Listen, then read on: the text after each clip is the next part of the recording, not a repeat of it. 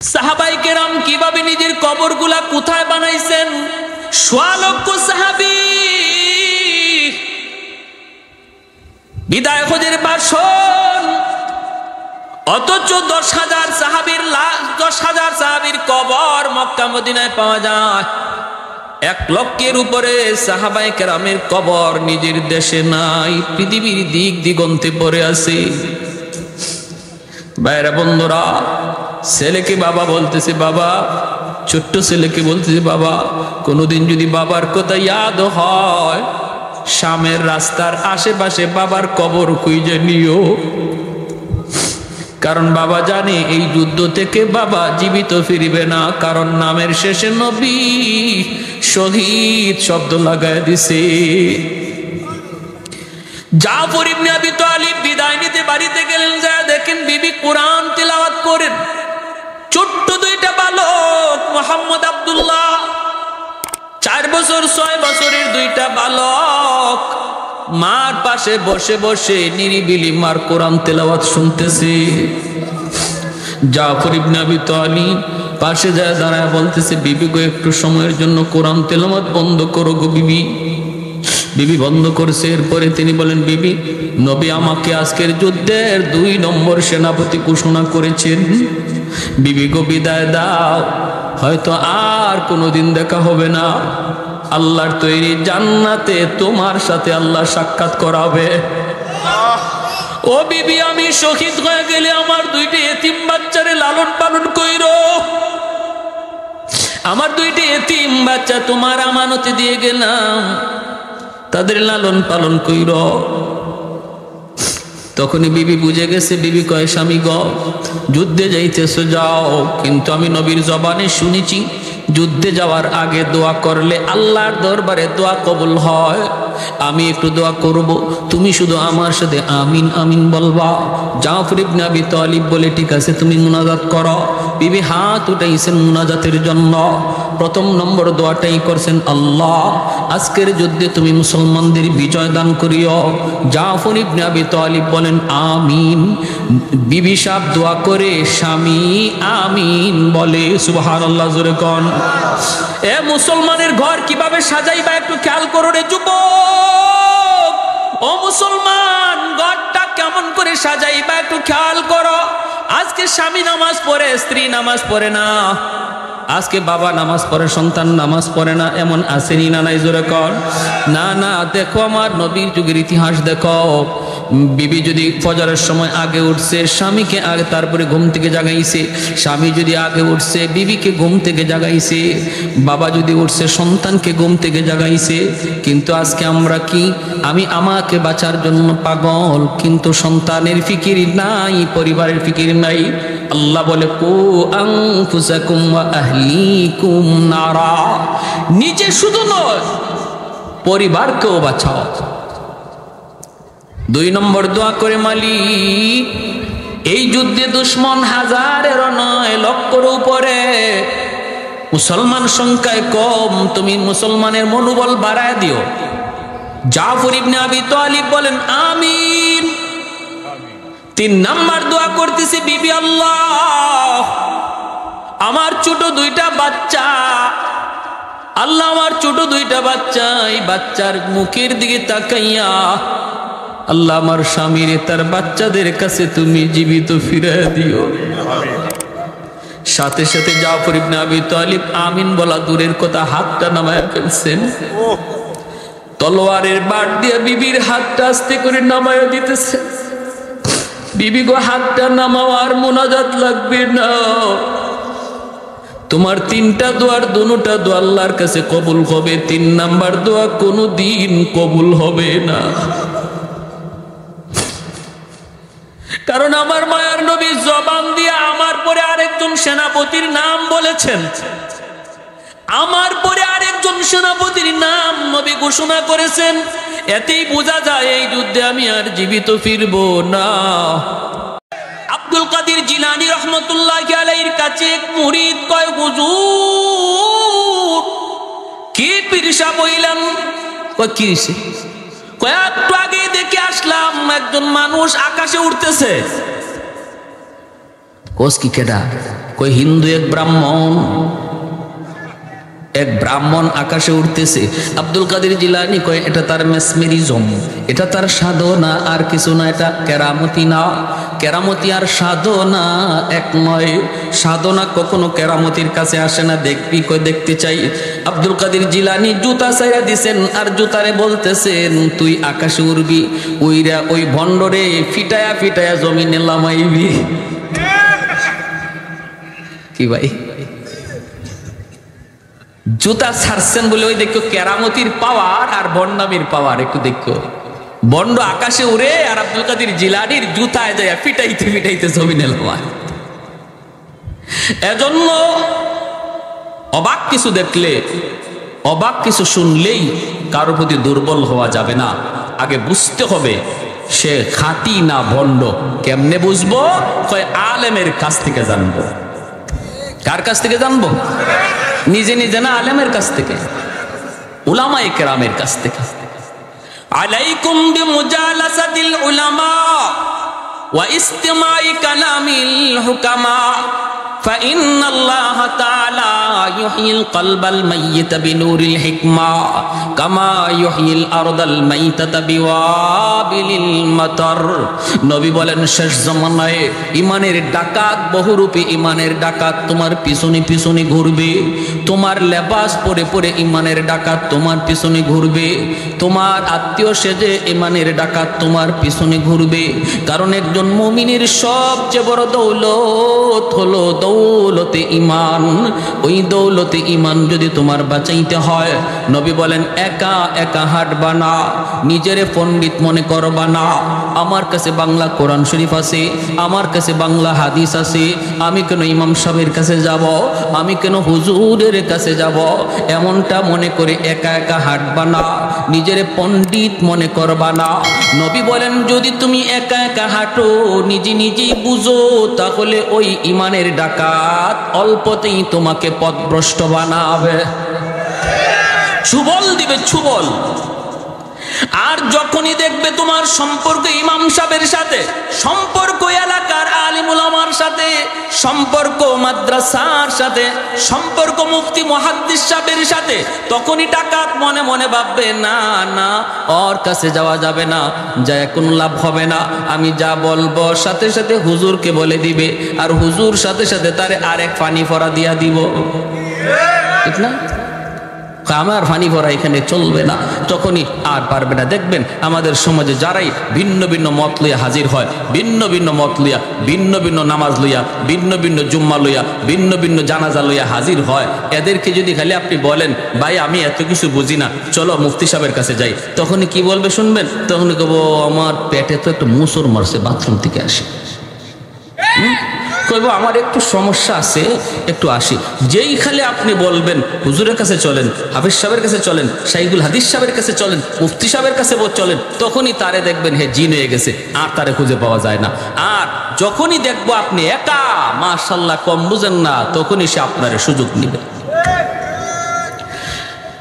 একটু জবান খুলে জিকির করি, এরপরে সামনের দিকে আগাবো। জরুরি একটা বয়ান আমার সামনে রয়েছে, মনোযোগ কার কার আছে একটু হাত উঠে আল্লাহকে দেখান। আল্লাহ প্রতিটা হাতকে তুমি কবুল করো। লা ইলাহা ইল্লাল্লাহ, লা ইলাহা ইল্লাল্লাহ, লা ইলাহা ইল্লাল্লাহ, লা ইলাহা ইল্লাল্লাহ, জুরে লা ইলাহা ইল্লাল্লাহ,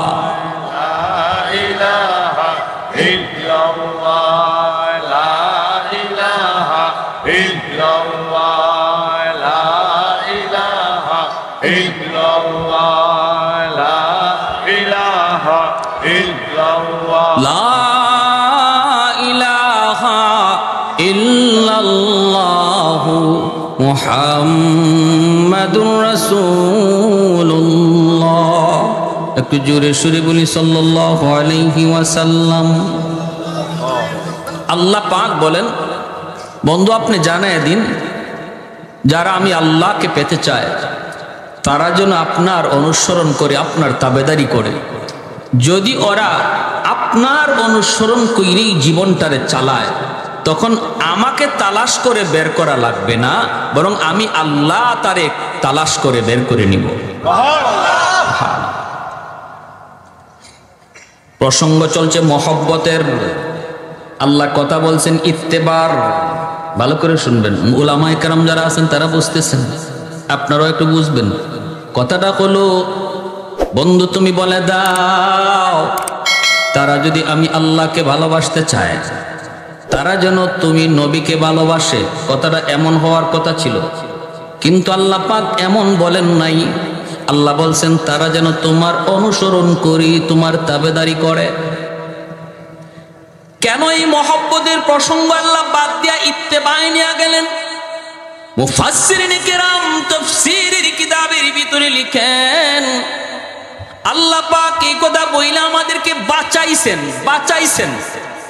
যদি আল্লাহ বলতেন আমি আল্লাহকে যদি ভালোবাসতে চাও, আমার বন্ধুকে তোমরা ভালোবাসো, তাহলে আমাদের কোনো উপায় ছিল না, কারণ নবীকে ভালোবাসার মতো কোনো যোগ্যতাই আমাদের নাই। আল্লাহ যেন বুঝাইতে চাইলেন না বন্ধু না, ভালোবাসা আমার বান্দা বান্দির কাম নয়। ওদেরকে বলো তারা যেন তোমার অনুসরণ করে। তোমাকে ভালো যা বাসার বাসবো তো আমি আল্লাহ, কারণ তোমাকে ভালোবাসার যোগ্যতা আমি আমার বান্দা বান্দিকে দেই নাই। ভালোবাসা পুরাটা রাখছি আমি আল্লাহ, আমার কুদরতি কলিজা। সুবহানাল্লাহ, আর একটু জোরে বলেন না। মহব্বত করবে নবীকে কে? আল্লাহ বলেন ভালোবাসবো তো আমি আল্লাহ, ভালোবাসবো শুধু আমি আল্লাহ, কারণ আমার কাছে ভালোবাসা আছে। ও বন্ধু, তোমাকে ভালোবাসার মতো ভালোবাসা বান্দা বান্দির কাছে নাই। সুবহানাল্লাহ। তাদেরকে শুধু তাদেরকে বলো তারা যেন তোমার অনুসরণ করি। তুমি যেভাবে খাও সেভাবে যেন খায়, তুমি যেইভাবে পোশাক পরেছো তারা যেন সেই পোশাকটা পরে, তুমি যেইভাবে চেহারার নমুনা ধরেছো তারা যেন তার চেহারাটাও এই নমুনায় বানায়। তুমি যেভাবে নামাজে পাবন্দি ছিলা তারাও যেন এইভাবে নামাজে পাবন্দি হয়।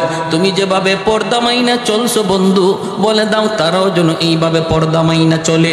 তুমি যেইভাবে গান বাজনা থেকে দূরে ছিলা বন্ধু, বলে দাও তারাও যেন তাদের জীবনটারে গান বাজনা থেকে দূরে রাখে। যদি এইভাবে তারা চলতে যাইয়া কিছু ভুল ত্রুটি হয়ে যাবে, আমি আল্লাহ তাদের ভুল ত্রুটিগুলা মাফ কইরা আমার রহমতের কুলে টেনে নিব। আমার পর্যন্ত আসতে পারবে না, আমি আল্লাহকে পাওয়ার জন্য আমার পর্যন্ত আসতে পারবে না।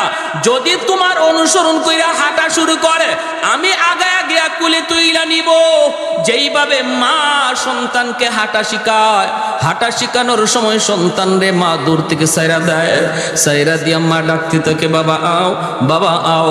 বাচ্চাটা মা পর্যন্ত আসতে পারবে না, মা ভালো করে জানে, বাবা ভালো করে জানে বাচ্চাটা মায়ের পর্যন্ত হেঁটে আসতে পারবে না। এরপরও ডাক দেয়, বাচ্চাটা এক কদম দুই কদম দিয়েই ঠাস করে মাটিতে পড়ে যায়। কয়া ডাক দেয়, আম্মা কয়া ডাক দেয়।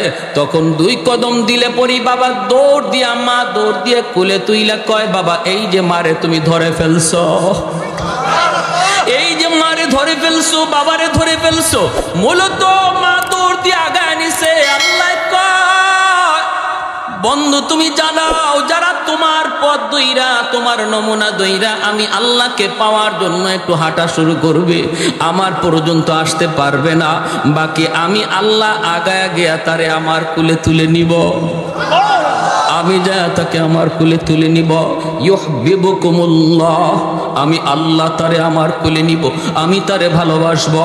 আমার পর্যন্ত আসতে পারবে না, আমি আমার কাছে নিয়ে নিব। ভাইরা সাহাবায়ে কেরাম রাদিয়াল্লাহু তাআলা আনহুম, তারা তো কিছুটা নজির দেখায় গেছেন, কিছুটা নজির। অষ্টম হিজরির একটা মর্মান্তিক ঘটনা আপনাদেরকে শোনাই। আল্লাহর নবী, রহমতের নবী, বিভিন্ন রাষ্ট্রপ্রধানের কাছে তিনি দাওয়াত দিয়া চিঠি দিতেছেন। এইভাবে নবী রোম সম্রাটের কাছেও চিঠি লিখলেন। কিন্তু হারিস ইবনে উমাইর রাদিয়াল্লাহু তাআলা আনহু ওনাকে ওই রোমের সম্রাটের লোকেরা ওনাকে গ্রেফতার করে সম্রাটের দরবারে নিয়ে ওনাকে হত্যা করল। নবীর একজন দূত হারিস ইবনে উমাইর রাদিয়াল্লাহু তাআলা আনহু ওনাকে হত্যা করল। হাতগুলি কেটে দিল, পা কেটে দিল, চোখ উপড়ে ফেলল, চিঠিটা টুকরা টুকরা কইরা নিজের পায়ের তলে ফেলে দিল। অথচ এই চিঠির মধ্যে আমার নবীর নাম লেখা ছিল। নবীর নাম লেখা ছিল মুহাম্মাদুর রাসূলুল্লাহ। মুহাম্মাদুর রাসূলুল্লাহর পক্ষ থেকে শামের প্রধানের কাছে চিঠি, ইলা আজিজ শাম। সে খেপে গেল। 2 দিনের মুহাম্মদ মাত্র মদিনার রাষ্ট্রনায়ক, এখনই আমার নামের আগে তার নাম, নবীর নাম তার নামের আগে এটা সহ্য করতে পারলো না। সাথে সাথে চিঠিটা ছিঁড়ে নিজের পায়ের নিচে ফেলে দিল। আর নবীর সাহাবী হযরত হারিস ইবনে উমাইর রাদিয়াল্লাহু তাআলা আনহুকে হত্যা করলো, হাত পা গুলি কেটে দিল। আল্লাহর নবী রহমতের নবীর কাছে এই খবর যেই মাত্র নবীর দরবারে আসলো, আমার নবী সইতে পারেন না। নবীজির চোখ থেকে দর দর করে পানি পড়ে নবী কান্দেন আর বলেন, আমার হারিসের তো কোনো দোষ ছিল না, আমি তো তারে দুধ বানায় পাঠাইছি, দুধের তো কোনো দোষ নাই। অপরাধ যদি করি আমি নবী করছি, আমার হারিসরে কেন মারল? তাও এইভাবে অঙ্গ প্রত্যঙ্গগুলি কাইটা দিল। মায়ার নবী, দয়ার নবী, রহমতের নবী গরম হয়ে গেলেন নবীজি। সাহাবায়ে কেরামের সামনে নবী বায়াত নিলেন, শপথ নিলেন, আমার হারিস হত্যার বিচার না নেওয়া পর্যন্ত, বদলা না নেওয়া পর্যন্ত আমরা কেউ শান্তিতে ঘুমাবো না। কারা কারা প্রস্তুত? সব সাহাবী নবীর হাতে হাত রেখে শপথ নিলেন। জুড়ে বলি আল্লাহু আকবার। তাহলে কি বোঝা যায়? ইসলামে খালি নরম না গরমও আছে? আমার নবী গরম হয়ে গেলেন। আল্লাহ বলেন ইসলাম হলো নরমের জায়গায় নরম, গরমের জায়গায় গরম। ইসলামে শুধু নরম নাই, ইসলামে শুধু গরমও নাই, ইসলামে নরমের জায়গায় নরম, গরমের জায়গায় গরম থাকতে কয়। মুহাম্মাদুর রাসূলুল্লাহ ওয়াল্লাযীনা মাহু আশিদ্দাউ আলাল কুফফার রুহামাউ বাইনাহুম। আশিদ্দাউ আলাল কুফফার বইলা আল্লাহ গরম হওয়ার কথা বলছেন, রুহামাউ বাইনাহুম দ্বারা নরম হওয়ার কথা বলছেন। আল্লাহ বলেন তাদের আখলাক হলো, আমার নবীর সাহাবীদের আখলাক হলো ওরা নিজেরা বড় নরম, নিজেরা বড় নরম, নিজেরা কোনো মারামারি নয়, কাটাকাটি নয়। মুসলমানে ভাই ভাইয়ে কোনো দ্বন্দ্ব নয়। এক ভাই ভুল বুঝে আরেক ভাই ভুল শুধরায় দিবে, কিন্তু বিতর্ক নয়, ঝগড়া নয়, গালাগালি নয়, মারামারি নয়। মুসলমানের সম্পর্ক হলো ইমানের সম্পর্ক, ইমানের সম্পর্ক হলো রক্তের সম্পর্কের চেয়ে আরো গভীর, ঠিক কিনা? ইমানের সম্পর্ক রক্তের সম্পর্কের চেয়ে আরো গভীর। এজন্যই তো আবু বকর সিদ্দিক সন্তানকে বলেছিলেন বদরের যুদ্ধে, আবু বকর সিদ্দিক রাদিয়াল্লাহু তাআলা আনহু আমার নবীর পক্ষে, আর আবু বকর সিদ্দিক রাদিয়াল্লাহু তাআলা আনহুর সন্তান আবু জাহেলের পক্ষে। বাপ বেটা দুইজন দুই দিকে যুদ্ধ করতে নামছেন। পরবর্তীতে এই সন্তান মুসলমান হয়েছেন।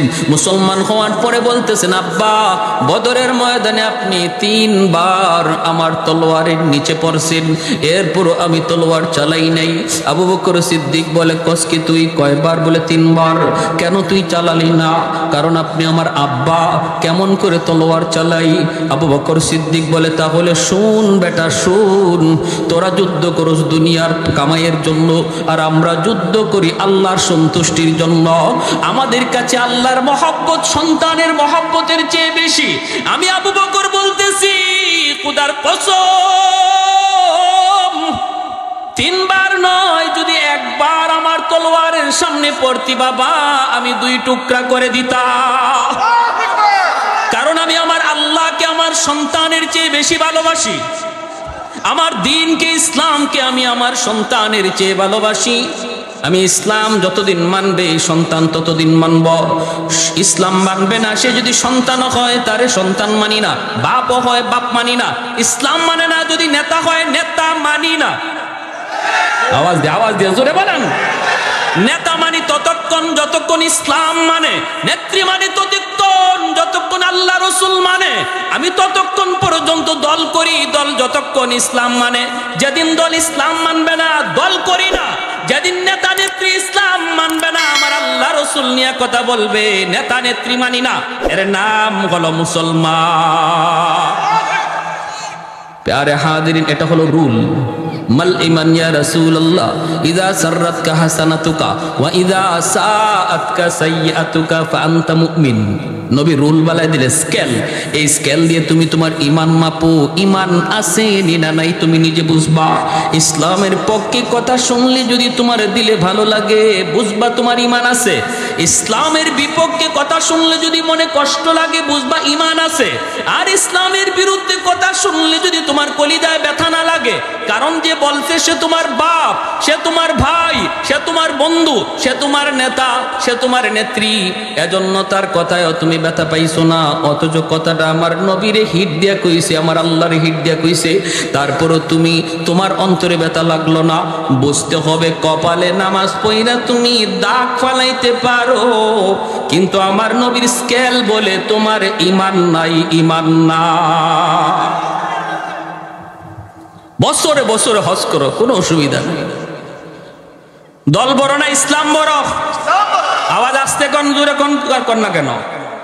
দল বড় না ইসলাম বড়? আমরা কেউ কি কথা বলি, আল্লাহ আমার মরণ যেন যেই দল করি দলের উপরে হয়? কেউ এই কথা কয়। বিএনপির কেউ এই কথা বলে, আল্লাহ বিএনপি করতে করতে যেন মরি, আল্লাহ আওয়ামী লীগ করতে করতে যেন আওয়ামী লীগ নাম লইতে লইতে যেন মরি। এই কথা কেউ বলে কি? আল্লাহ মরণ যেন আমার ইমানের হালে হয়, ঠিক কিনা? তাহলে বোঝা গেল দল বড় না ঈমান বড়? নেতা নেত্রী বলো না ইসলাম বড়?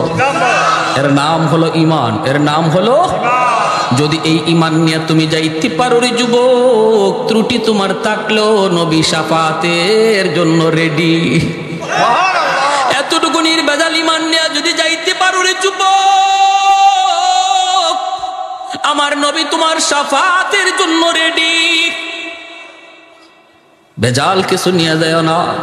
বাইরা বন্ধুরা জন্য বলতেছিলাম, ওই যে হারিস ইবনে উমাইর রাদিয়াল্লাহু তাআলা আনহু, মায়ার নবী খেপে গেলেন। নরম নবী, এত নরম দিলের নবী খেপে গেলেন। নবী খেপে বলতেছেন, সাহাবীরা হাতে হাত রেখে শপথ নাও। সব সাহাবী শপথ নিলেন। আল্লাহ নবী বলতেছেন, শুনেছি ওরা 2 লক্ষ মদিনা আক্রমণের জন্য আসতেছে। আমি 3000 সেনাবাহিনী প্রস্তুত করলাম। 3000-এর মধ্যে নবী বলেন 4 জন সেনাপতির নাম ঘোষণা করব। 3 জনের নাম বলবো, 4র্থ জনের নাম বলবো না। এই 4 জন, যে 3 জনের নাম বলবো, এই 3 জন অবশ্যই যুদ্ধে যাবে। আর বাকিরা মন চাইলে যাইও, না চাইলে আমার বাধা নাই। তবে আমি নবী বলতেছি, আমার আল্লাহ বলেছেন এই যুদ্ধে দুশ্মন 2 লাখ হলেও মুসলমানের বিজয় হবে। ভাইরা বন্ধুরা, আল্লাহ নবী বলেন আজকের যুদ্ধের প্রথম সেনাপতি হবে আমার কলিজার টুকরা সন্তান, নবীজির সন্তান, পালক পুত্র সন্তান যায়েদ ইবনে হারেসা। আমার নবী দয়ার নবীর পালক পুত্র যায়েদ ইবনে হারেসা। নবীজি এই যুদ্ধে সেনাপতি, প্রথম সেনাপতি বানাইলেন। যুদ্ধের নাম হলো জঙ্গে মুতা। ইসলামের ইতিহাসের অনেক বড় এক যুদ্ধ, অনেক বড় এক যুদ্ধ। নবী বলেন, সাহাবীরা রে, আমি তোমাদের সাথে এই যুদ্ধে যেতে পারবো না। আমি মদিনায় থেকে গেলাম, কারণ বিভিন্ন রাষ্ট্রপ্রধানের কাছে চিঠি লিখছি, চিঠি লিখতে হবে, উত্তর আসবে, উত্তর দিতে হবে। আমি তোমাদের সাথে এই যুদ্ধে যেতে পারলাম না। তোমরা যুদ্ধে যাবা, কিন্তু আমি নবী না গেলেও আমার মন দিল তোমাদের সাথে। দেহটা থাকবে মদিনার মসজিদে, দিলটা থাকবে তোমাদের সাথে। আমি মদিনার মসজিদে বসে বসে যুদ্ধের হালচাল দেখবো। আল্লাহু আকবার।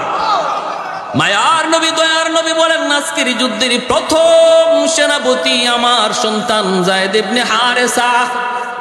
এই নেতা নেত্রীরা একটু ভালো করে শোনো, যারা রাজনীতি করে ভাই একটু শোনো শোনো, দেখো নেতার আদর্শ দেখো। নেতা যুদ্ধে পাঠাইতেছে সবার আগে নিজের ছেলে, আর আমাদের দেশের নেতা ছেলেরে পড়ায় লন্ডনে আমেরিকায়, আমার পোলারে পাঠায় যুদ্ধে।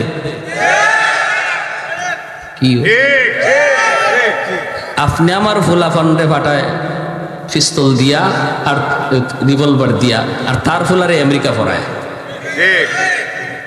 আই রে বোকা, আমরা কেমন বোকা হইছি বুঝেন, কেমন ফাইছে আমরা রে বলত। মায়ার নবী দয়ার নবী বলেন আমার পুত্র সর্বপ্রথম সেনাপতি। আল্লাহু আকবার কর। যায়েদ ইবনে হারেসা নবী যুদ্ধে প্রথম সেনাপতি ঘোষণা করলেন, আর নবী বলেন আমার ছেলে যায়েদ শহীদ হলে সেনাপতি হবে জাফর ইবনে আবি তালিব। নবী বলেন জাফর শহীদ হলে সেনাপতি হবে আব্দুল্লাহ ইবনে রাওয়াহা। নবী বলেন সেনাপতি হবে আব্দুল্লাহ ইবনে রাওয়াহা। তিনজন সেনাপতির নাম বললেন। এরপরে নবী বলেন আব্দুল্লাহ শহীদ হলে সেনাপতি হবে চতুর্থ একজন। তোমাদের পরামর্শে আমি তার নাম বললাম না, কিন্তু তার হাতেই বিজয় আসবে। আল্লাহু আকবার। সে হবে আল্লাহর তলোয়ার, আল্লাহর তলোয়ার। নবী বলেন সে হবে মালিকের তলোয়ার, নাম উপাধি হলো সাইফুল্লাহ। প্রথম তিনজন সেনাপতির নাম নবী ঘোষণা কইরা নবী শহীদ শব্দ লাগায় দিলেন। প্রথম সেনাপতি যায়েদ ইবনে হারেসা, শহীদ হলে জাফর ইবনে আবি তালিব, শহীদ হলে আব্দুল্লাহ ইবনে রাওয়াহা, শহীদ হলে একজন। তাহলে তিনজন শহীদ, তিনজন প্রথম সেনাপতি, তিনজন প্রথম কাতারের সেনাপতির নামের সাথে নবী শহীদ শব্দ যোগ কইরা নবী কথার ইঙ্গিত দিয়ে দিলেন এই তিনজন আজকের যুদ্ধে তারা শহীদ হয়ে যাবে।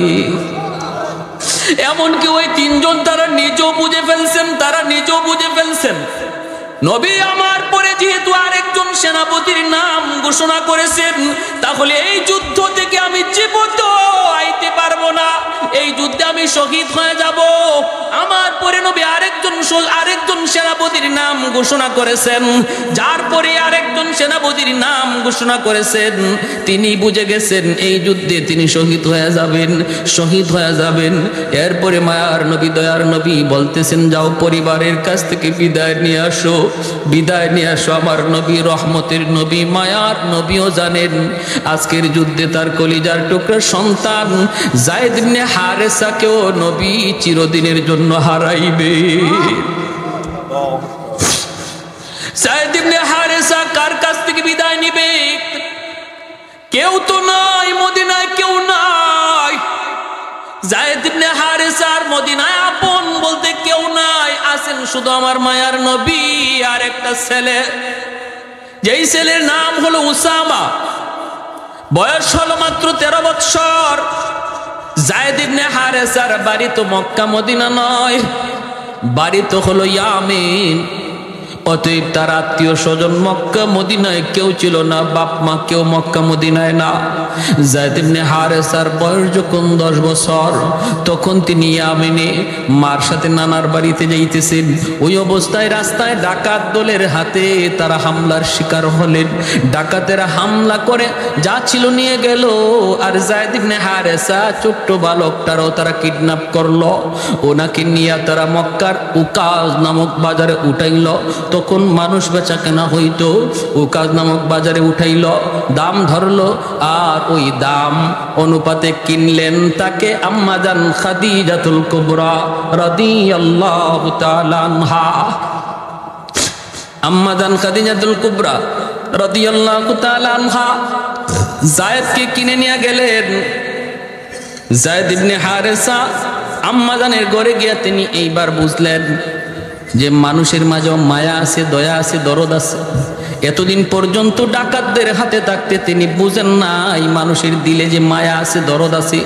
মানুষ দেখলে যায়েদ ভয় পাইতো, ছোট্ট বালক মানুষ দেখলে ভয় পাইতো, মনে করতো মানুষ মানে হিংস্র জানোয়ারের চেয়ে আরো খারাপ। কিন্তু আম্মাজানের ঘরে গিয়ে তিনি শান্তি পাইলেন, মানুষের দরদ মায়া তিনি বুঝলেন। আম্মাজানের সাথে আমার নবীর বিবাহ হলো। এরপরে আম্মাজান যায়েদকে নবীকে হাদিয়া দিয়ে দিলেন। আল্লাহর নবীর কাছে চলে আসলেন যায়েদ ইবনে হারেসা। এখন তো আরো মহামানব দরদি নবীর ঘরে আসলেন, নবীর খেদমত করেন, নবীর গোলাম যায়েদ। আস্তে আস্তে বড় হইতেছেন, নবী মায়া করতেছেন, বড় হইতেছে। এইদিকে ইয়ামেনে তার বাবা তার মা পাগল পাগল, মা শুধু রাস্তায় রাস্তায় যায়েদ যায়েদ কয়া কান্দে, বাবা শুধু দেশ দেশে যায়েদ যায়েদ কয়া ঘোরে। ওই অবস্থায় পাগলের মতো মা বাবা, আর কোনো সন্তান নাই, একমাত্র যায়েদ। মক্কায় কিছু মানুষ ইয়ামান থেকে আসলো হজ করার জন্য। আল্লাহ নবীর সাথে যায়েদকে দেখেই তারা চিনে ফেলেছে, এই ছেলেটা তো আমাদের যায়েদের মতো মনে হয়, যাকে তার মা দীর্ঘদিন আগে হারাইছিল, কয়েক বছর আগে হারাইছে, ডাকাতের হাতে অপহরণ হয়েছে। আমাদের যায়েদই তো, আমাদের যায়েদই তো। ইয়ামেনের লোকগুলি তারা বাড়িতে যাওয়ার পর যায়েদের আব্বাকে যায় জানাইলো, তোমার সন্তান যায়েদকে আমরা পাইছি বলে। কোথায়? মক্কায় মুহাম্মদের কাছে। যাও তুমি মুহাম্মদের কাছে যাও, মুহাম্মদের গোলাম, মুহাম্মদের গোলাম। কিন্তু আমরা জানি মুহাম্মাদুর রাসূলুল্লাহ বড় নরম দিলের মানুষ। যদি তোমরা যায় বলো আমাদের ছেলেটা ডাকাতের হাতে অপহরণ হয়েছিল, সব কিছু খুলে বলবা, দেখবা মুহাম্মদ তোমাদের সন্তানকে তোমাদের কুলে ফিরায় দিবে। যায়েদের বাবা যায়েদের চাচাকে লইয়া মক্কায় হাজির। আমার নবী মায়ার নবী দয়ার নবীর ঘরে হাজির। আল্লাহ নবীর কাছে আইসা পরিচয় দিলেন, আমরা ইয়ামেন থেকে এসেছি। কেন? কই শুনেছি আপনার কাছে একটা ছেলে আছে, আপনার গোলাম, নাম হলো যায়েদ। মায়ার নবী বলেন, হ যায়েদ তো আমার গোলাম, তো কি হয়েছে কোন? তখনই যায়েদের বাবার চোখ থেকে টলটলায় পানি পড়ে, কারণ যেই বাবার সন্তান হারাইছে সে জানে সন্তান হারানোর ব্যথা কত কষ্টের। যেই মার সন্তান হারাইছে সেই মা জানে সন্তান হারানোর ব্যথা কত কষ্টের। মরে যাওয়াটা এত কষ্ট নয়, হারায়া যাওয়া যত কষ্ট।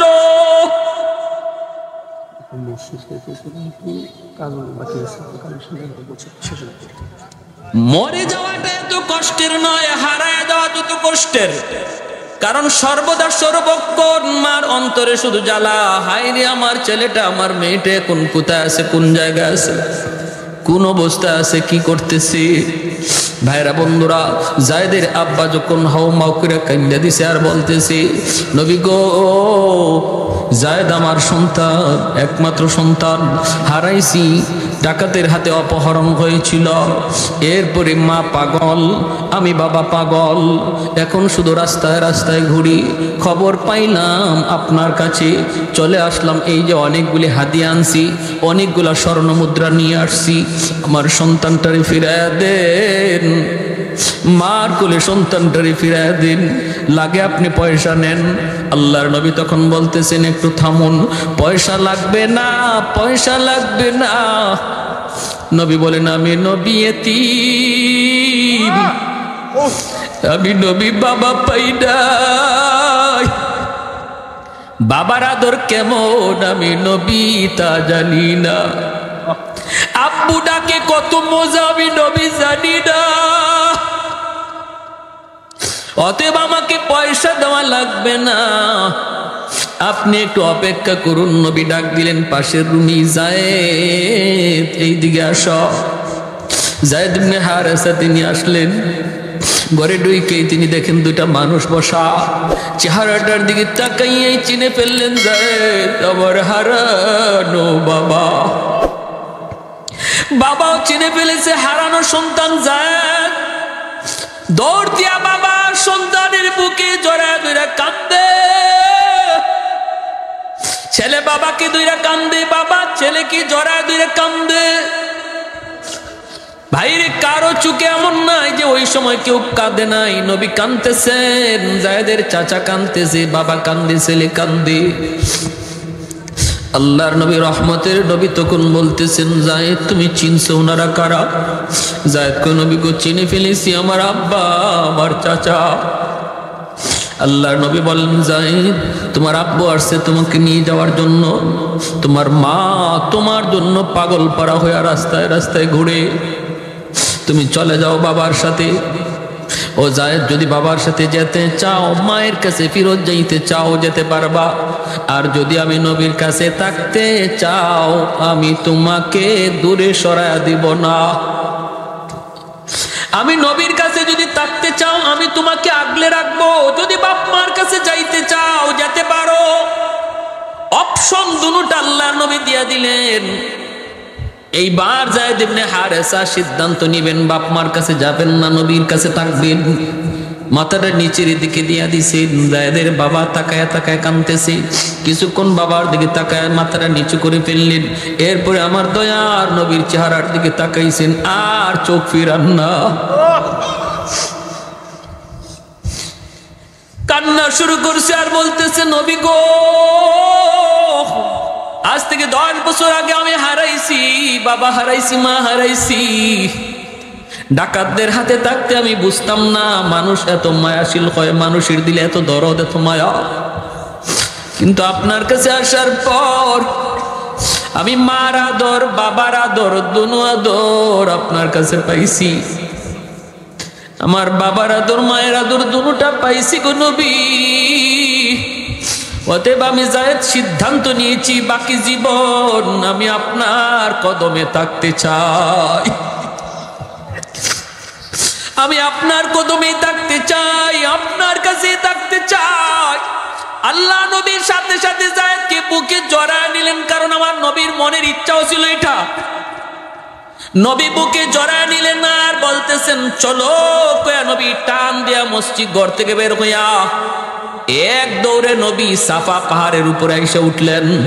ওইটা নবী আরবের মানুষকে, মক্কার মানুষকে ডাইকে বলেন, এরে মক্কার মানুষ, দেখো, শোনো শোনো, এতদিন পর্যন্ত তোমরা জানতা যায়েদ আমার গোলাম। আজ তোমাদেরকে সাক্ষী রেখে বললাম, যায়েদ আজকে থেকে আজাদ। এতদিন পর্যন্ত তোমরা জানতা যায়েদ আমার গোলাম। আজ থেকে যায়েদ শুধু গোলাম নয়, যেই যায়েদ মা পাইয়া বাবা পাইয়া বাপ মার কাছে যায় না, আমি নবীর কাছে থাকে, আজ থেকে যায়েদ হলো আমার সন্তান। আর একটু জোরে সুবহানাল্লাহ। कौनैन मुख्तार खुदा तुमको बनाया, उम्मत का निगाहबान खुदा तुमको बनाया। तकबीर में, कलमा में, नमाजों में, यज़ा में है नाम इलाही से मिला नाम मोहम्मद, है नाम इलाही से मिला नाम मोहम्मद।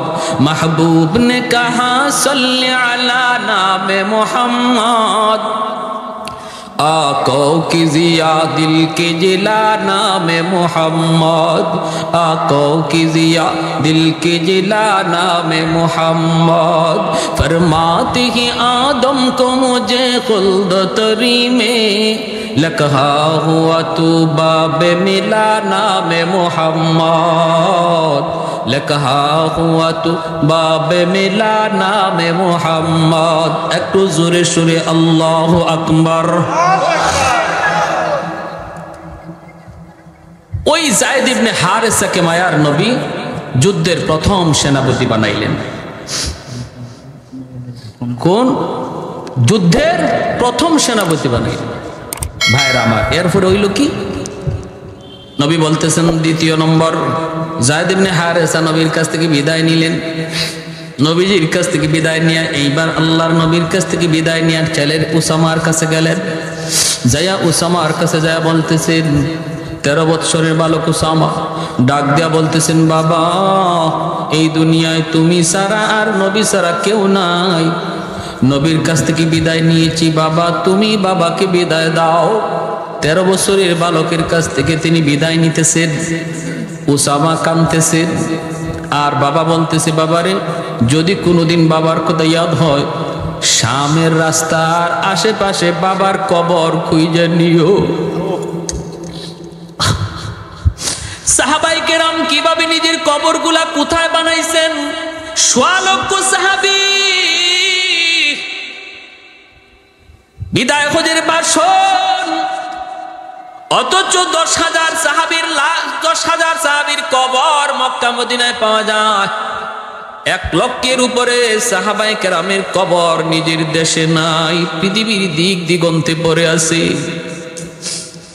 ভাইরা বন্ধুরা, ছেলেকে বাবা বলতেছে, বাবা, ছোট্ট ছেলেকে বলতেছে, বাবা, কোনোদিন যদি বাবার কথা ইয়াদ হয়, শামের রাস্তার আশেপাশে বাবার কবর খুঁজে নিও। কারণ বাবা জানে এই যুদ্ধ থেকে বাবা জীবিত ফিরবে না, কারণ নামের শেষে নবী শহীদ শব্দ লাগায় দিছে। জাফর ইবনে আবি তালিব বিদায় নিতে বাড়িতে গেলেন, যায় দেখেন বিবি কোরআন তিলাওয়াত করেন। ছোট্ট 2টা বালক, মোহাম্মদ আব্দুল্লাহ 4 বছর 6 বছরের 2টা বালক মার পাশে বসে বসে নিরিবিলি মার কোরআন তেলাওয়াত শুনতেছে। জাফর ইবনে আবি তালিব পাশে যায় দাঁড়ায় বলতেছে, বিবি গো, একটু সময়ের জন্য কোরআন তেলাওয়াত বন্ধ করো গো বিবি। বিবি বন্ধ করছে। এরপরে তিনি বলেন, বিবি, নবী আমাকে আজকের যুদ্ধের 2 নম্বর সেনাপতি ঘোষণা করেছেন। বিবি গো, বিদায় দাও, হয়তো আর কোনোদিন দেখা হবে না। আল্লাহর তৈরি জান্নাতে তোমার সাথে আল্লাহ সাক্ষাৎ করাবে। ও বিবি, আমি শহীদ হয়ে গেলে আমার 2টি এতিম বাচ্চারে লালন পালন কইরো। আমার 2টি এতিম বাচ্চা তোমার আমানতে দিয়ে গেলাম, তাদের লালন পালন কইরো।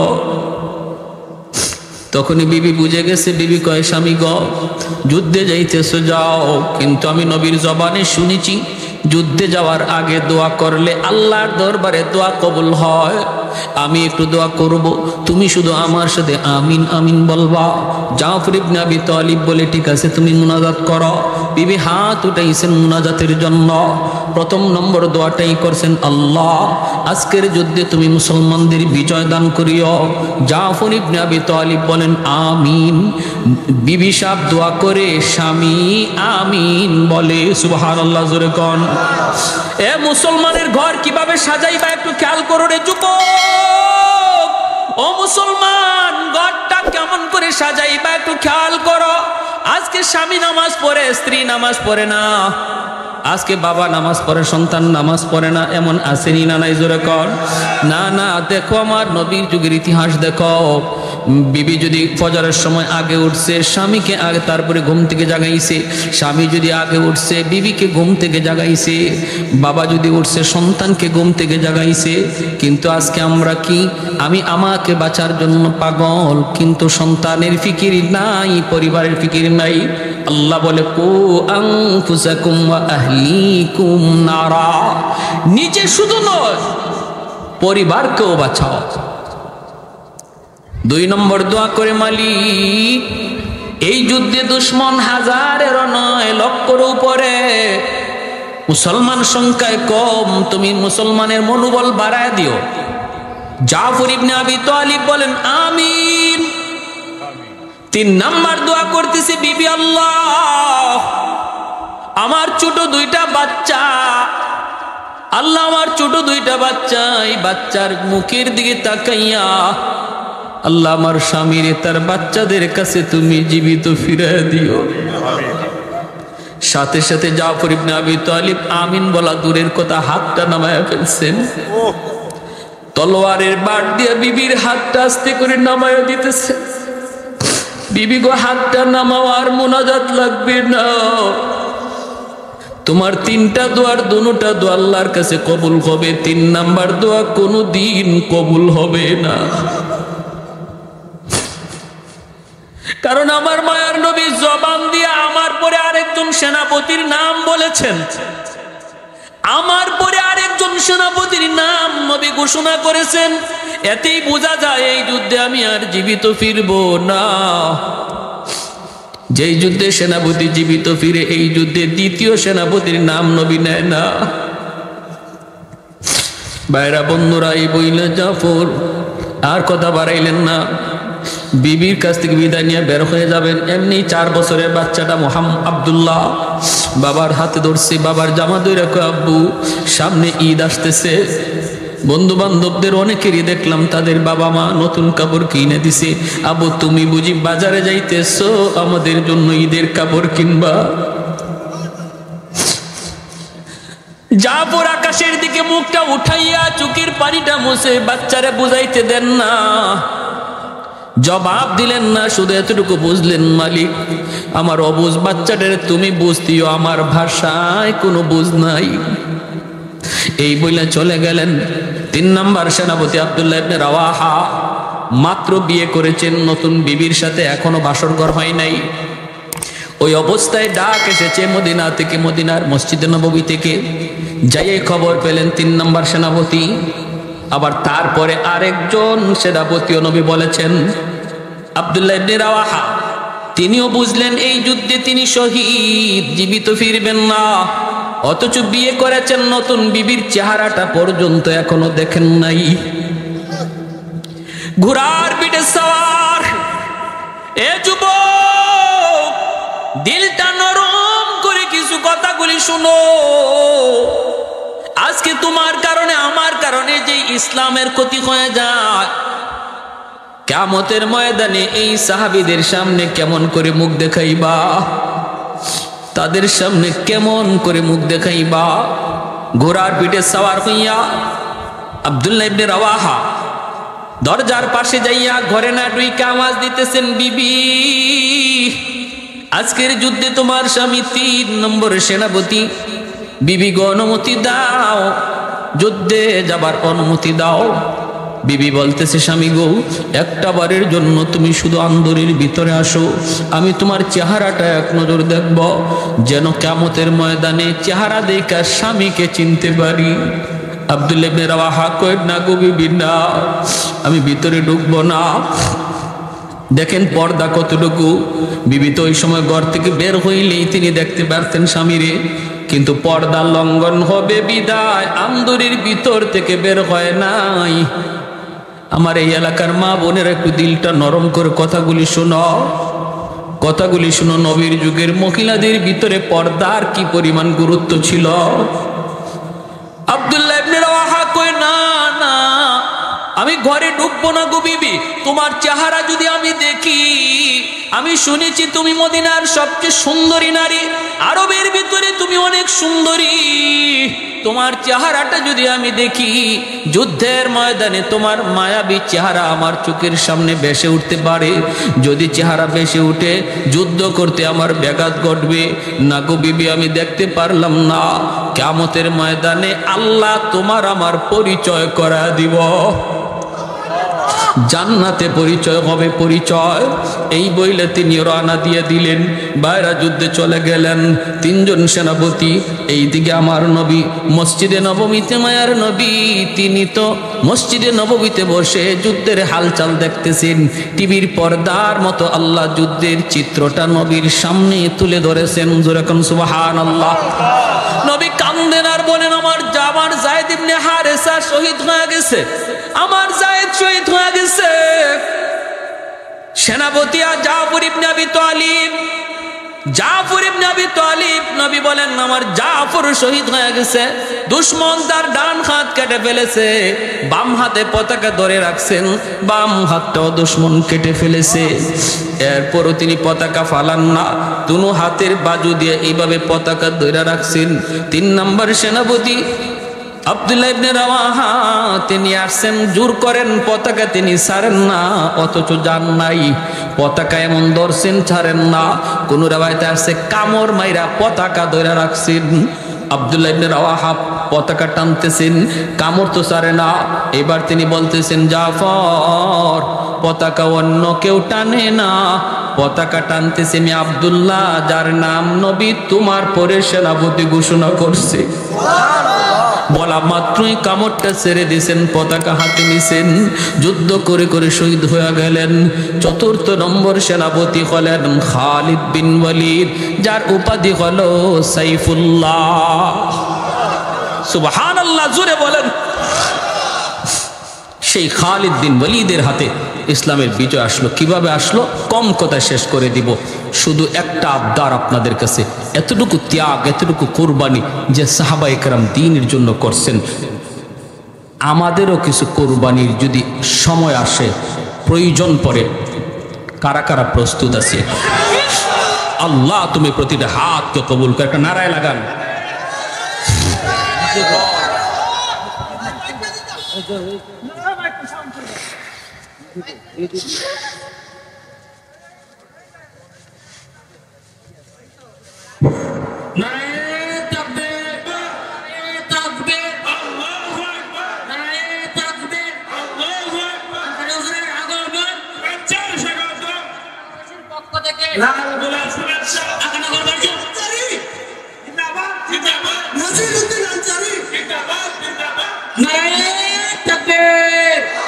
আলহামদুলিল্লাহ। আমার ভাইরা ভালো করে শুনেন, রাখেন, আমি বলতেছি শুনেন, ভালো করে শুনেন।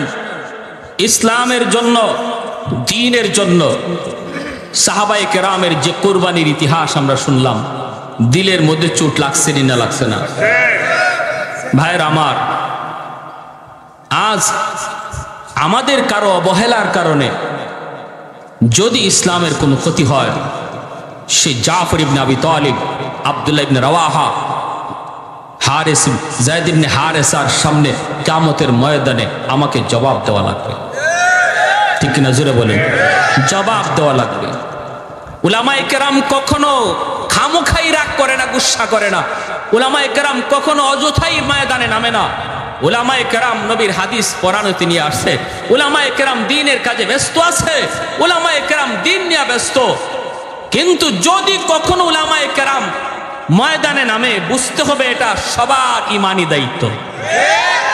আরে হাজিরিন, আমরা বলি তোমরা তোমাদের দায়িত্ব চালাও, তোমরা তোমাদের পদে আসো, আমাদের কোনো মাথা ব্যথা নাই। তুমি মেজর মেজরগিরি করো, তুমি ডাক্তার ডাক্তারি করো, তুমি ইঞ্জিনিয়ার ইঞ্জিনিয়ারি করো, তোমাদের বিষয় নিয়ে আমাদের কোনো মাথা ব্যথা নাই। কোনো আলেম মেজরের সাথে টক্কর দিতে যায় না, কোনো ডাক্তারের সাথে কোনো আলেম ডাক্তারি বিদ্যা নিয়ে তর্কতে যায় না, কোনো ইঞ্জিনিয়ারের সাথে কোনো আলেম টক্করে যায় না। তুমি কেন আলেমদের সাথে টক্কর দিতে আসো?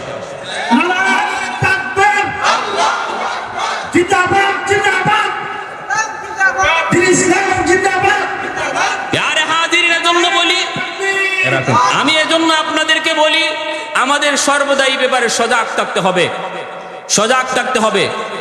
ফন্ডিতি করো, যার যার বিষয় লইয়া ফন্ডিতি করো, আরেকজনের বিষয়ে ফন্ডিতি দেখায়ও না। এটা অনধিকার চর্চা, অনধিকার চর্চা। আর আমরা উলামায়ে কেরাম যারা আছি, আমরা যারা উলামায়ে কেরাম ভক্ত আছি, আপনাদের কাছে আমার অনুরোধ, আমাদের মাঝে দ্বন্দ্ব যেন না থাকে, দূরত্ব যেন না থাকে। সামান্য কিছু ভুল ত্রুটি, সামান্য কিছু বিভেদ, এটাকে বড় আকারে না করি। কারণ আজকে আমাদের ভিতরে, আলেমদের ভিতরে কোনো ওয়াইজের বিরুদ্ধে কথা বলতে যায়, যদি আমরা সেটা পাবলিক প্লেসে বলি, তখন নাস্তিকরা সুযোগ পায়। ঠিক কিনা জোরে কোন? ইসলাম বিরোধীরা সুযোগ পায়। কে বিদাতি, কে কওমি, কে ওয়াহাবি, কে আলিয়া, কে লম্বা টুপি, কে গোল টুপি, এই সমস্ত জিনিস বাদ দেন আল্লাহর দোহাই।